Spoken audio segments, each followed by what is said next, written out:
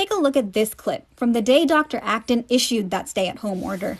I don't want you to be afraid. I am not afraid. I am determined. But I need you to do everything. I want you to think about the fact that this is our one shot in this country. All of us are going to have to sacrifice. And I know someday we'll be looking back and wondering, what was it we did in this moment? Of her 65 words there, 12 are pronouns. Her repeated use of I tells us she's in it with us. She's taking ownership. Her use of you makes the audience feel a connection with her, even though we're watching from home. Toward the end, she switches from singular to collective pronouns, signaling that she's just like us. And we're in it together. She's in charge, yet she's made us feel like the heroes. There are everyday heroes everywhere. We know that not all heroes wear capes. Home and watch your neighbor who's a nurse's child. And we are all on those capes in big ways and small ways. Please help. Thank you. Ohioans were inspired, not just to stay at home, but to spread her messages to each other.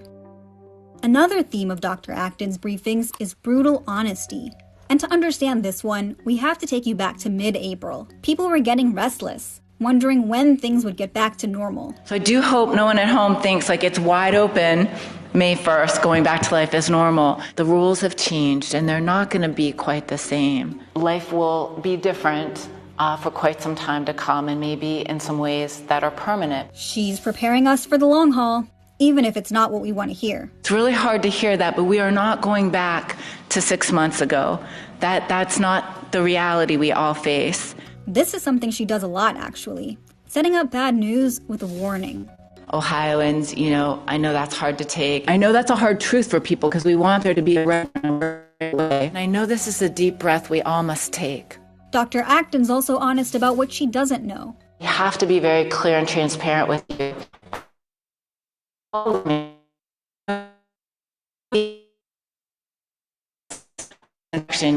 A lot of leaders repeatedly says, "We don't know." It's actually calming to hear her admit what we all feel deep down, that we just don't have the full story.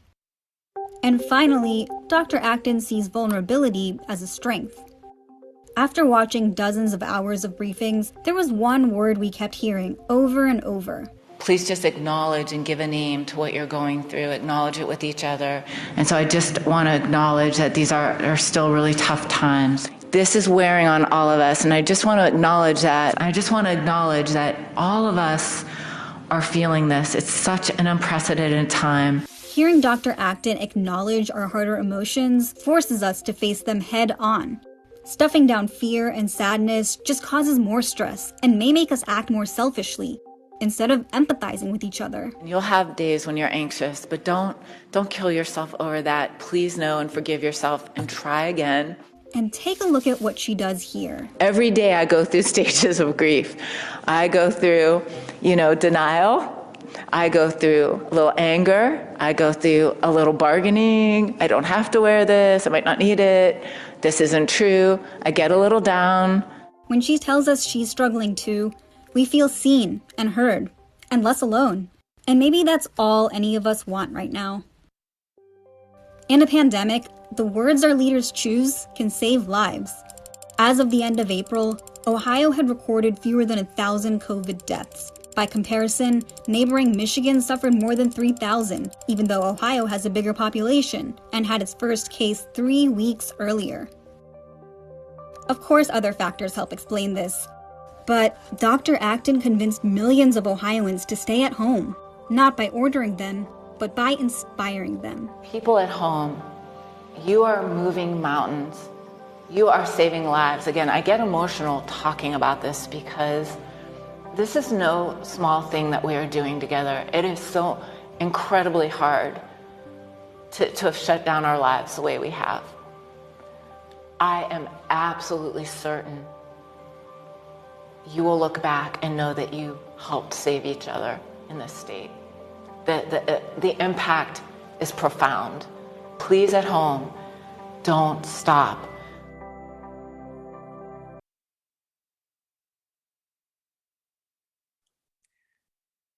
We're thrilled to welcome Dr. Amy Acton. Hello, everyone. Can you hear me okay? Good. Hi. It's so wonderful to be with you, Cleveland. I know I have Columbus. You don't see the skyline back here. But you all probably know I'm a Northeast Ohio girl at heart. Grew up in Youngstown and have a very big attachment to Cleveland. So hello, everyone. I have to say it makes me a little bit emotional to see that video again, because it puts us all right back there. I'm looking around to some folks sitting here too. And I have to say it is no small thing that we've made it to this point together. And I don't think there's anyone who has gone untouched by what we've been through. And I also think we're going to be a lot better for it. And I'd like to explain to you why I think that. But we're here in a studio in Columbus, WBNS. So grateful. I guess I'm the first person they've been able to have in. So, we're entering a brave new world now. And it isn't over.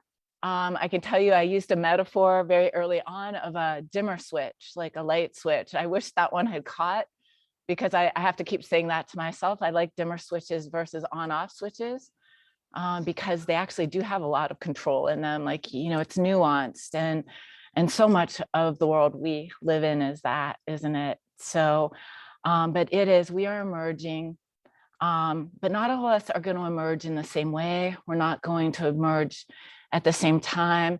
Some of us are more at risk than others.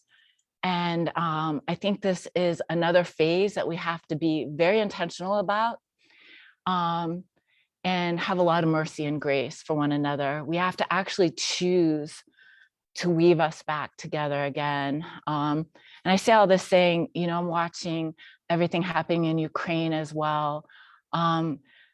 Interestingly, a lot of what we're experiencing now was predicted, and I see these things as related. So I will share that with you. But first of all, it was an honor of a lifetime to serve in this capacity. And very early on, I'm gonna give you some behind the scenes, if that's okay, some behind the scenes look at stuff. I hope to do more over time. But very early on, in that very first month, I was approached by Ryan Vessler, who's the owner of Homage. It's a really wonderful t-shirt and apparel company. And he said to me, "You're trending."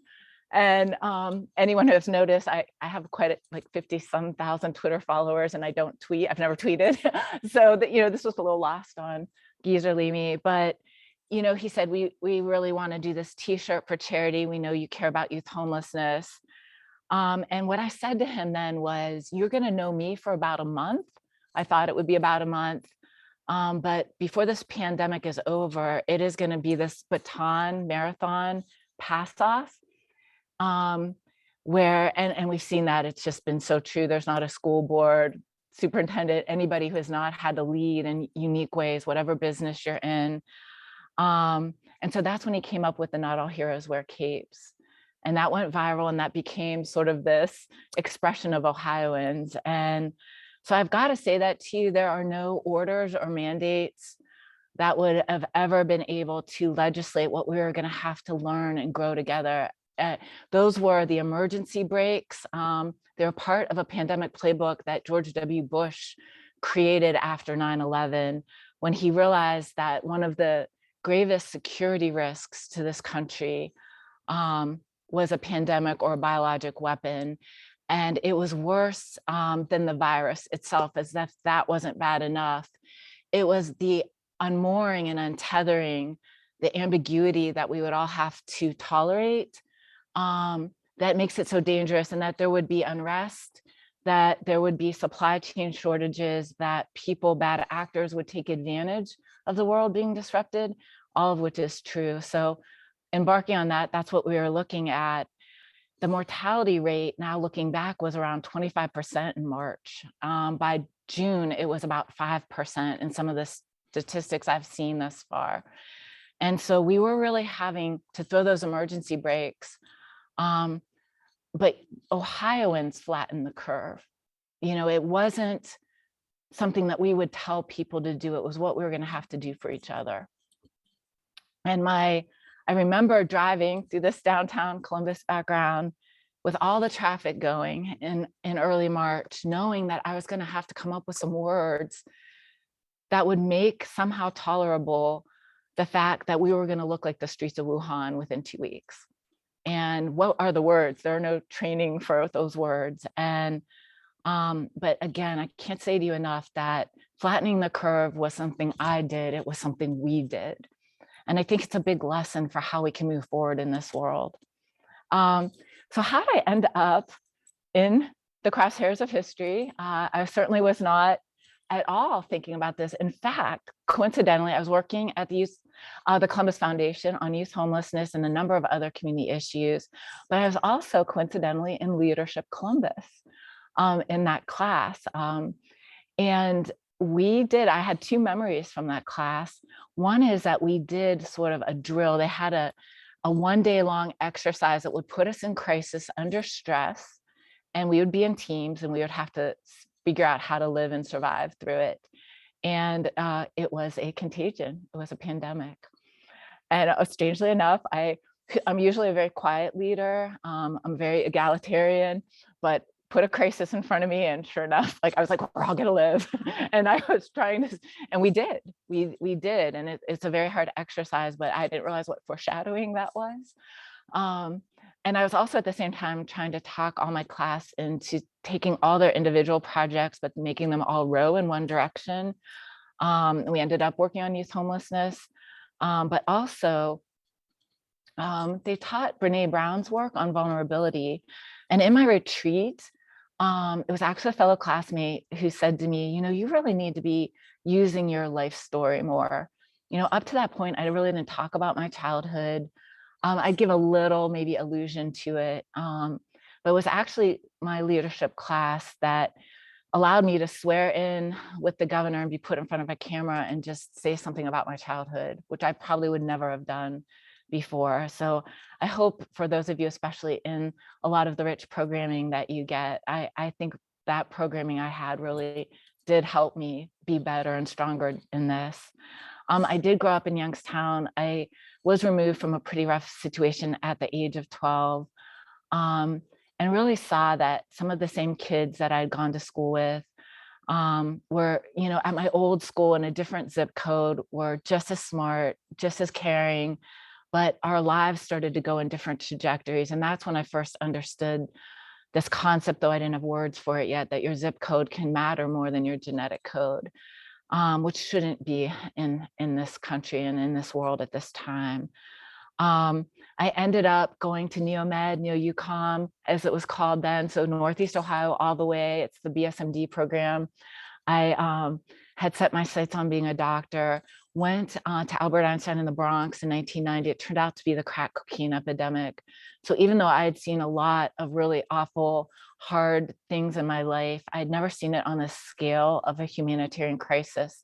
That is what this pandemic is, and why it's so hard to lead typically, because we're dealing with a humanitarian crisis of such scale and scope and duration that it's just not something that typical politics can quite be trained to manage. And in that, I realized during seeing half of my kids be dead by the age of 3 from contracting AIDS in utero, that I really had to get ahead of things. I didn't want to get to trying to fix, most of what you learn in med school is sick care and fixing broken things. And I really wanted to get out ahead. And that led me to a meandering way to preventive medicine and public health, a career in academics and global health, ultimately doing community work, and then getting a very strange phone call out of the blue. I would say this, another leadership thing is you just never know who you're meeting. You're living your life, you're doing your best work every day. Some days are good days, some days aren't. I happened for 1 hour to meet someone very, very close to the governor. I did not know the governor. I've not been in politics. And I got this call. The governor and I are here under the State House. We're just wondering if you'll come in and talk to us. I was so nervous. I thought, I didn't think about a job. I just thought maybe this is my chance to pitch some ideas to the governor. And He came in the room, everyone stood up, they sat down, and he proceeded to pull out this brown paper bag all crumpled and just get his lunch out. So he was very disarming. And he just said, "How did you grow up? Tell me about your childhood." And that led me to Youngstown. That led me to the story I just shared. And then I started talking about why I was so passionate about, all these different issues that affect our children, including like lead poisoning, a big issue in Cleveland. And I got so excited at one point, I like do what I do talking to patients or someone, I grab them by the shoulder and I froze. And I literally said out loud, I reprimanded myself. I said, "Oh my God, don't touch the governor." And then the people sitting in the room were like, "Did she just say that?" And I did. And I remember scurrying to the elevators afterwards going, "Oh my God, they would never want to put me in front of a camera." So that is the prelude to my career that you ultimately ended up seeing. They called back a half hour later, and it turned out the governor was very passionate about public health. Public health is not an issue. We all live 30 some years longer, but it's not at the top of people's agendas usually in politics on either party. It's not an expedient issue. We have some of the worst health outcomes in the country here in Ohio. We did gain, like I said, 30 years life expectancy, but only 5 is due to everything I learned in med school. 25 of the 30 years we gained in the last century were really due to things that we can only solve together. It was due to clean water and safe food supply and child labor laws and traffic safety and all these conditions that surround us. We definitely have to do our part. About a third of what affects our health is in our control, but so much that affects us we don't realize is quietly around us. And the problem with that is when we do a good job in public health, when we knock it out of the park, you don't see it. And when you don't see it, you don't fund it. We saw that with the numbers I predicted. We did so well in Ohio in flattening the curve, we didn't see it. And therein lies the problem. But the governor knew about it because he had been doing work in Haiti when he and Fran lost their daughter in a car accident. He was in Congress working in Haiti at the time, ended up meeting a priest named Father Tom Hagen. They started building schools there. And he ultimately met Paul Farmer, a global health physician who just passed recently, one of my personal heroes. And he said, "What can I do to change this trajectory in Ohio?" So he meant it. And I have to say it was an honor of a lifetime. And in 1 year, we had amazing successes. We had the best budget we had had. We started working on lead poisoning and home visiting. We actually had an opiate settlement in Ohio where we convinced the smallest county and Cuyahoga County to come together and to agree we all needed in our communities cold hard cash. But we agreed to set aside 55% of it in an endowment so that we could live off of the interest and address addiction in perpetuity in the state. We had learned through the tobacco settlement that we ended up squandering a lot of the money of that settlement. So we learned and we did something different. And there are many, many other stories. But then one day there was this strange pneumonia, which took us on the journey together. So I can tell you, again, another funny story from behind the scenes. I was the state health officer representative for the entire Midwest. So my colleagues in other states, that put me in an unusual place in the White House, but it was also supposed to cause me to get trained in public speaking and probably what would be more the typical crisis communication spin. When we talk about crisis communication, we talk about being clear, concise, all the C's, being credible, being consistent. And obviously we communicated in a very different way in Ohio. I was supposed to go to a training on that, but the week before, this was the fall before COVID hit, I actually had an accident. I have an old dog. I have little dog gates all through my house because of these accidents. I tripped over the dog gate, fell, broke my pelvis in several places, and I was in a walker. So I didn't get to get trained. I mean, and in some ways, again, it was another serendipitous thing because I just didn't learn or think about communicating in quite the same way. So what you saw was literally, me talking like I am talking to you now. My kids would have said, that's just mom. And, as a doctor speaks. So that was different. And to their credit, they never scripted me, which is, I think, very highly unusual. But I did figure out very early on that I felt COVID was probably already here. And as I was watching a number of things going on around the world, I was increasingly alarmed that I felt like people weren't quite telling us what was happening. So my want for brutal honesty, which is one of the three things we're going to talk about, partly was my own want for like, this doesn't, at one point I like Google the word pandemic, even though I taught intro to global health for many years. I'm like, did I like not know the definition of pandemic? And I think a lot of us were sort of feeling that way. But the World Health Organization hadn't yet declared that. And we had a lot of clues and a lot of adventures. We actually did a tabletop here in Ohio in early February. I was so proud of us. We did bring the whole cabinet together and did a drill as if it was the real thing. But I actually ended up in the White House the last week of February. If those of you might remember, it was right before that famous Arnold Classic decision, but it was the last week of February and the stock market had crashed for the second time in a week. And I was sitting in a room full of like renowned people who I look up to, who have served multiple presidents. And the president's chief of staff, Mick Mulvaney, was there. And we were going around the room and people were just saying, like, it was sort of like that tipping off point where everyone knew something, that it was the real thing. And everyone was giving their tips for, viral things and epidemiology things. And it got to me and everyone had sort of said everything that I would have typically said. And it all of a sudden came to me, and I don't know where the words came from, but I just said, I really feel this is the higher angels moment. We are at war with an invisible like enemy. And that's what COVID was. And I so wish we had just declared it that. If it was like a Ghostbusters scene, if we could have thrown some green dye on a virus, that we could actually, again, see it, these silent victories, a silent virus, we could have pointed to a common enemy that everyone in the world had. Everyone in the world has gone through this. How rare is that we all have a shared something to pull together around? And I just said, I think this is the higher angels, Lincoln, FDR, Churchill moment. And people are looking for someone to do that. And I was really hoping that the leadership would do that.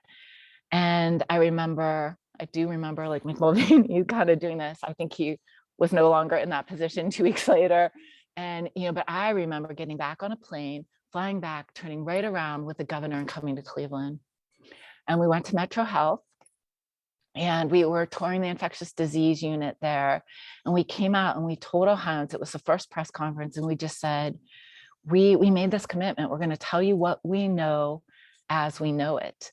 And that was the moment. And we decided 2 p.m.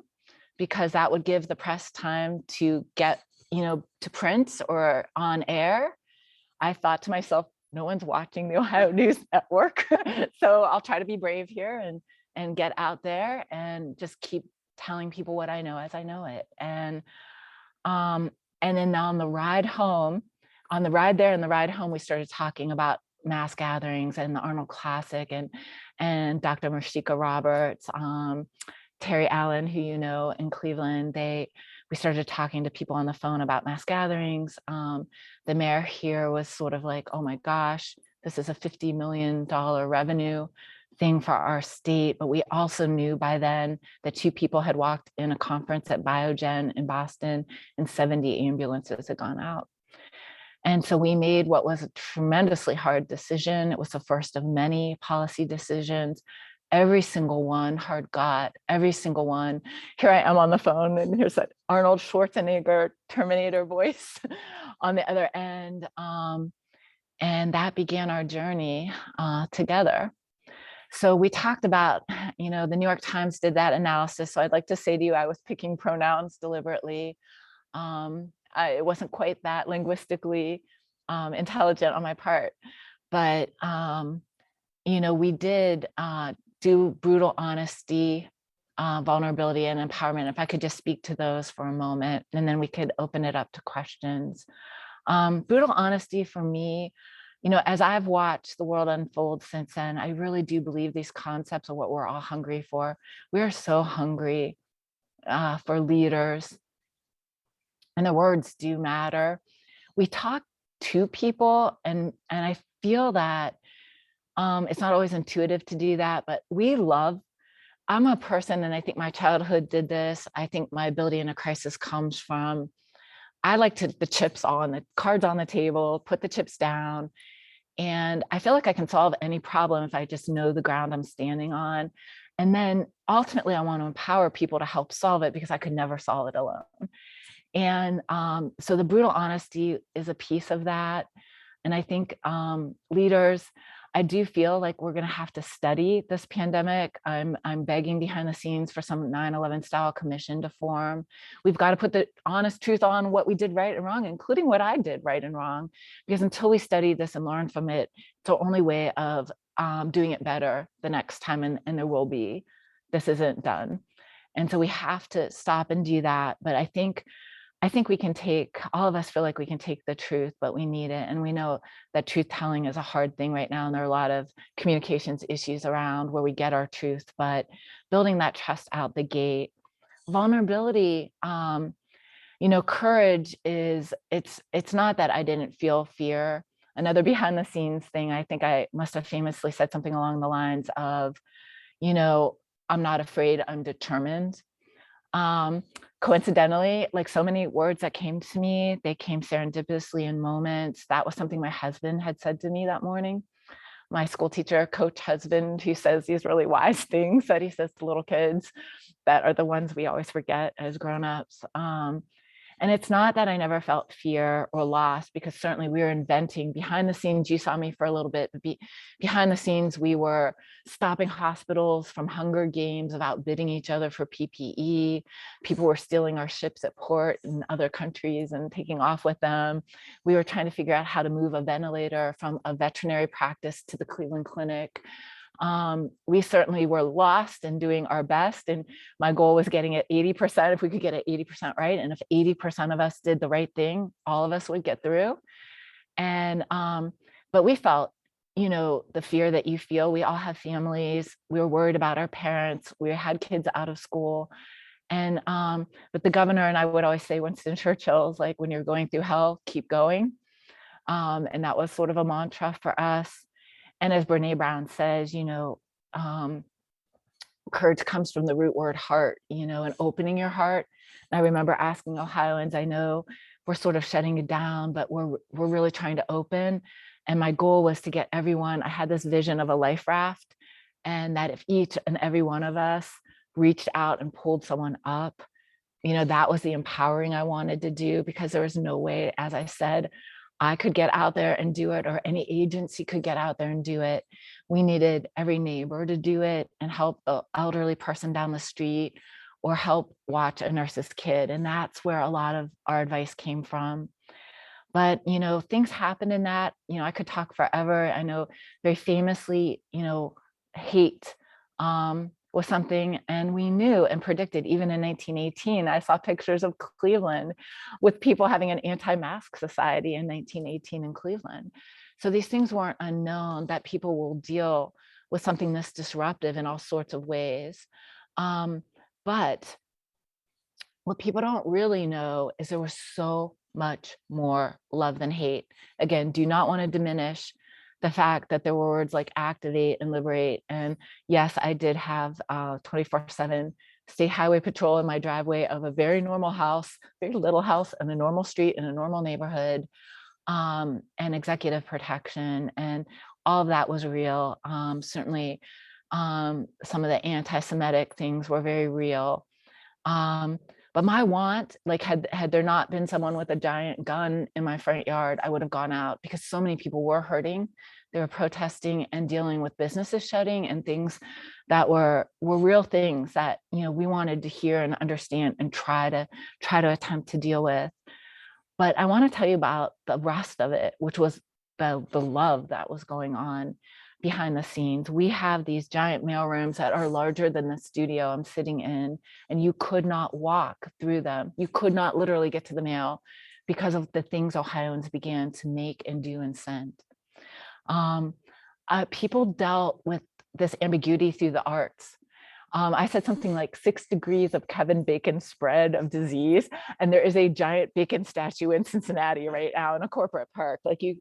There was a story, Bonnie Bowen, a 90-year-old woman, was doing watercolors every day of a scene of the pandemic.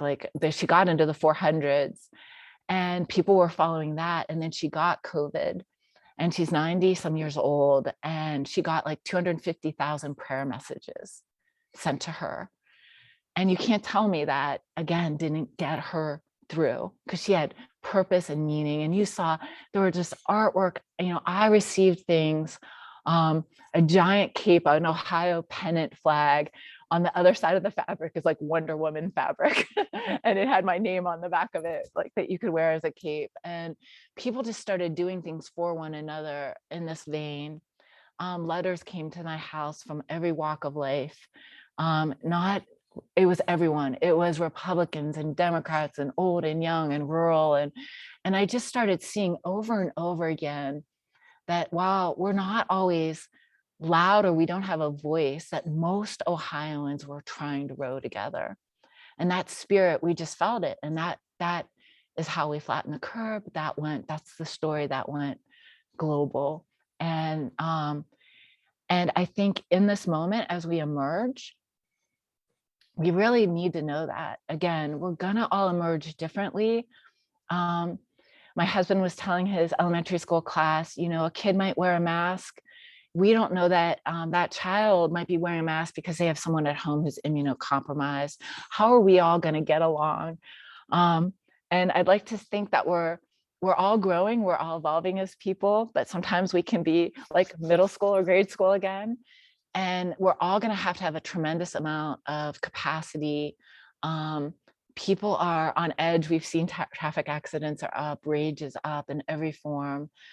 And if most of us, my thing is, if enough of us do the right thing, most of the time, all of us will get through. And we don't realize, I think, how powerful we are collectively. And we know that watching what is going on in the world right now, there is this unrest that was predicted by George W. Bush in this playbook is unfolding around the world. And some people have studied and think that maybe democracy is in its fourth founding now. We've been through this before as a country.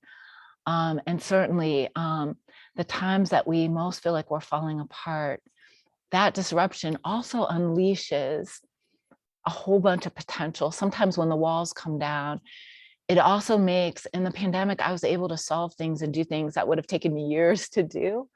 In a crisis, and one of my guiding principles in life has been, and I've had to train myself to see this, I trained my team this way as well, that every time you hit the wall and nothing is going right, if you stay with it long enough, there's inevitably a pearl in there somewhere, something else that you had just not seen opens up. It's like a universal principle. And I really do believe we are weary, and I don't want to minimize it. And there are days that is enough for me to get out of bed and I crawl to it at the end of the day. But I do believe it's when we're most disrupted that we most have to dig deep. One woman did an act on love, not hate sign that went viral with her kids. And we started to say, act on love, not hate, act on kindness, not fear. And kindness is not niceness, that thing you do where you pretend to be nice to people and stab them in the back. And kindness is fierce. Kindness is age-old, enduring principle of recognizing humanity in one another. And, all of us are going to have to dig deep to find it and feel it and live it right now in that deeper way. But I have great, great faith in us. I really do. So I'm going to stop there. I've said quite a bit. I'm glad to answer any questions or thoughts, hear your thoughts. Dr. Acton, thank you so much for sharing your insights into what has happened these past few years. We'll start with, there was such, I imagine, a roller coaster of emotions and experiences over the past few years, such highs and lows. How did you manage that for yourself, and what did you rely on for strength to move through those times? Well, it definitely was highs and lows. And I can tell you, it wasn't a lot of it. I was so in a zone and focus that I feel like I've been peeling back the layer of it still now. I'm seeing and learning. I wasn't in the grocery store to see the bare shelves. I didn't see all the news that was in print at the time. And so I think I'm still, even now, it is a war. It is a war on a common enemy, and there is trauma associated with it. And for all of the people now who've been on the front lines, whether they be a nurse, whether they work in a store, like I said, whether they be a school teacher or superintendent, all of us, none of us has been unscathed. And so for me, there are a couple odd things that happened. One is there was a distinct morning I woke up, and I would always get up at like 4 a.m. to create some quiet space. I've been trying to be more mindful, and I'm desperately going to keep trying to learn mindfulness. I'm very squirmy. So, walking and getting out in nature is I go to nature and I go to quiet, and quiet nature is a big part of and what I'm going to be working on in the future. But I remember this morning where everything that had ever, you do your career path and it isn't one thing, just like I never intended to be in this moment, but all of a sudden, like everything that had gone right or wrong felt just what I needed. And that came together for that moment, but then it falls away again. And I don't know exactly what I do next or how. So even I am growing through all of this. And I just want to say that to people at home. We have to have that kindness. One of the reasons I use it is because there's so much science behind it, what it does for our own health and well-being. So a lot of times each day I wake up again and I just hope there's one thing I do that helps someone else. But I also have to remind myself to be kind. The worst stuff is inside here. And I have to remind myself about that as well. So I hope that sort of answers the journey I'm on too. Can you share some insights into the cooperation and collaboration that happened behind the scenes? You, the governor, the lieutenant governor, always presented such a united front, but I'm sure there was a lot of discussion to get you all to that point.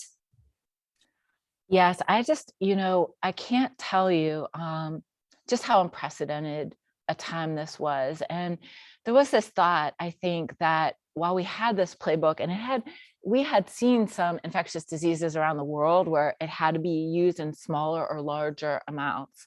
We actually had a big Ebola scare here in Ohio, for example, in the Kasich administration around Cleveland, around a dress shop. And we actually went into an emergency operating situation then. So there'd been close calls before, but there had never been this. I can tell you that it was 9/11. If we all can remember that time, there were about 4 days after 9/11 where everything fell away and there wasn't a stranger in the world. That feeling, and I would say this feeling lasted at least 6 weeks this time. And these governors got together, and you hear all the rhetoric out there and all the politics. There was no politics. There was a moment where it fell away. And as you can imagine, no governor wants to see their people die. And we did not know what we were facing. And then governors that are Republican reached across the aisle to Democratic governors. And that's what we did here in the Midwest. And what you saw was that pandemic playbook unfolding and every governor sort of inching their way forward. A lot of the scientists had gone underground. And once we started telling the truth, the best experts in the world started coming to us. So much of the knowledge I had serendipities in this. I had hired a brand new communications director 4 days before COVID hit. Turned out her brother went to my medical school, Rajiv Venkaya. he helped write the pandemic playbook for George W. Bush. I did not know this. And what is the chance of that, right? And he led me into Carter Mecker. Michael Lewis has written a book about Red Dawn. A lot more of what was going on behind the scenes is now coming into public. But we had the greatest minds in the world come to us. And that was such a tremendous help.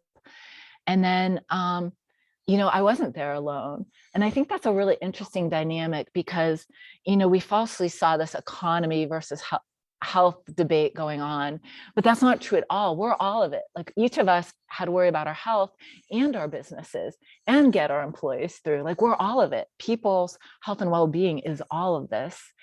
And it was wonderful to be part of a team as a leader. And I never lead alone. It's never been my nature.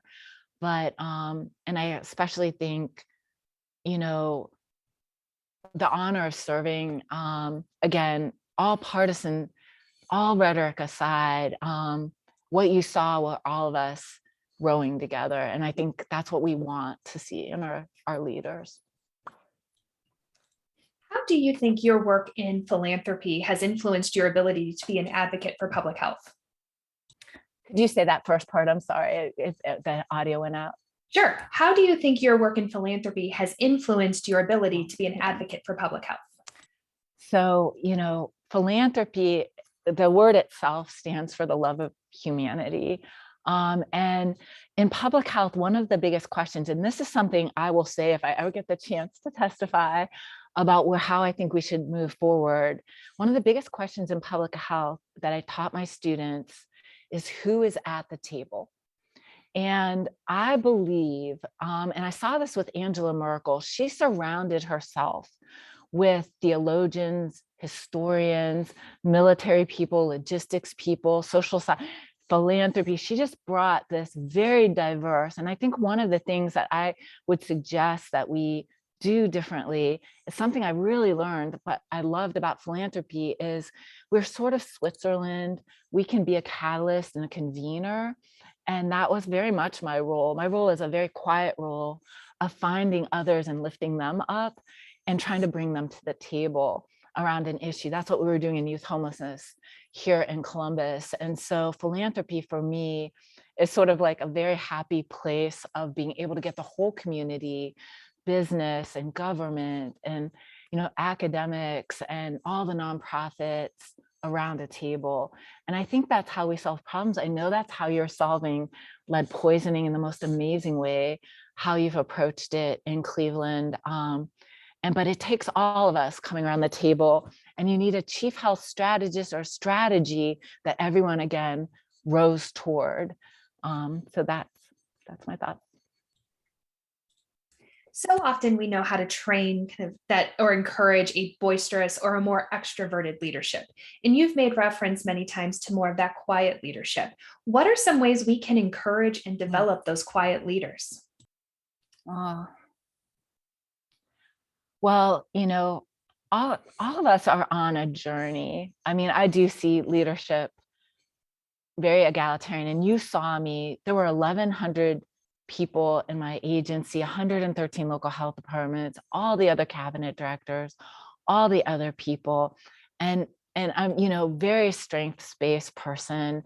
I have these certain skills and I have these certain not as strong skills. And I was not acting alone by any means. I mean, there's so many people just around me that were amazing. And so I think part of the task is that we build ourselves to play to one another's strengths. And I am actually much more of an introvert. I can be this, but I think my very nature is a very kind of quieter self. And I feel that we don't know when we'll be called to lead. Another one of those early mornings was sort of a realization when I said that higher angels message, again, I'm 56. I came of age learning about, JFK and Martin Luther King and watching people, lose their lives for what they believe in. And you wonder about yourself, what will I do in that moment? You hoped, being Jewish, I had relatives that died in the Holocaust, and, my grandfather who came here, who was born in 1900 on this day, St. Patrick's Day. So I'm going to squeeze that in an ode to him. We lost a lot of family, but you always wonder, what would I do? Will I be courageous? Like, will I do the right thing? What would I do? And there are times like I can't handle what dress to buy. So, but in a crisis, it's weird how it all fell away. And I just didn't want anyone to die. And I wanted everyone on that life raft, and I would have taken a bullet gladly. I would serve, I would do it a million times over, and it did fall away. So we have to prepare us. And that's why these leadership programs, and every way we do it, though, is because each of us has those moments. They aren't on camera all the time. I would say my best work has not been on camera. It hasn't been. The work I'm most, amazed by, and none of it happened alone. So at the end of the year, beginning of this year, you started to work as part of Cleveland Mayor Bibb's health transition team. What was it like to transition from more of a state-focused role to one more specifically focused on a particular region? And what might your role be moving forward? So it was an honor. And I got to it was a thrill because I got to come to Cleveland a bit it was late fall. And as you know, I've never been a particularly partisan person. Part of my role, I actually had a mentor who had trained me as a child advocate, to be sort of a lot like philanthropy, Switzerland, so that I could help all sides. And I can tell you, in every issue I've ever done, there are great people on all sides of every issue. So I was a little nervous I'm like, is this super political that I'm doing this? And people said, no, when someone is transitioning, everyone in town in Cleveland gets behind them. And so it's a very exciting time for Cleveland. I'm a big believer. I was beside myself because there are certainly, we all have broken parts to things that haven't been working. Public health has not been funded in the way it could be. There's so much that we need to do. But I really see Ohio and Cleveland in particular as sitting on all these pots of gold, so to speak. There are so many assets. But they need activated, and they need a strategy. So one of my dreams around health is, I just think one of the things the pandemic did is it broke down barriers. And your leadership there, we created this new zone structure in Ohio. And we had one, Dr. Bob Wiley actually became point person for a whole new regional way that Ohio was rowing together. And we had hospital CEOs in rooms with heads of prisons and nursing homes and health departments, and everybody was trying to help one another. And I don't want you to lose that energy. So the dream is, look, public health is not going to solve all health problems. And as much as we want to believe our healthcare system is what we all want it to be, it of course has room to grow and be more for all of us. So we need regional strategies, and we need chief health strategists with incredible communications that brings everyone to the table and brings philanthropy and government and hospitals and prison, everyone to the table to tackle the issues that you in Cleveland feel are top of mind. And that was a lot of what I was doing with the team, is kind of talking about how might we think outside the box. But I believe you're sitting, again, what's wrong with us is not nearly anything compared to what's right with us. And I believe this is a very exciting time for the region. So we have many questions that have come in about looking forward. How do we get everyone rowing in the same direction as we transition out of the panic period and move into more of a preparing period for what comes next with COVID, especially as we hear about new variants and future pandemics? Well, we really need to do this work. And this is me asking, every local area will have to do, we have something called a hot wash. It's typical whenever there's an incident command, there should be a very careful study And this will take, we already have professors in universities beginning to look deep, but we're going to need to do that at the highest levels of government and at a global level. We're going to have to do it in this country. We have to do it here in Ohio. It's really important because we're going to learn things that we need, and not just for pandemics, any other kind of overwhelming crisis that we might face, whether it be, even in tornadoes and other disasters, we need this kind of responsiveness. It's also a chance, like I said, to grow in ways. So there's so much moving forward, like one step back, 2 steps forward that we can do. We need to mourn, because I think as this recedes, the devastation of it is going to be a lot bigger than the numbers we see. We have huge amounts of unanticipated deaths, far larger than the deaths that we normally see from other diseases in a given year. So there is a lot of morbidity and mortality yet to be understood. There's living with long COVID, but there's also just mourning and grieving, having gone through such a hard time for us all. We will memorialize this eventually. I see that, and we will learn from it and educate about it. So I see us having to mark this passage of time in some way. I hope the story gets told about what we all did together, right, though. And I think the lessons are eternal lessons that humanity has dealt with before. And so we need to learn, grieve, memorialize, and then celebrate, because I don't think we are going to take things for granted. We aren't quite the same. And I think some of the other things we're seeing in the world right now, I know probably are overwhelming each and every one of us. You can't see what's happening globally without being moved and wanting to do something about it. And so I think the time to come will not be quite the same, but we are very resilient. And this is asking more of us. And we have it to give. There's no scarcity here. There are no scarcity of resources. I just refuse to see this as not win-win. When we put our minds to things, we just have to gather us to that table and think outside the box together more. So that's what I see coming.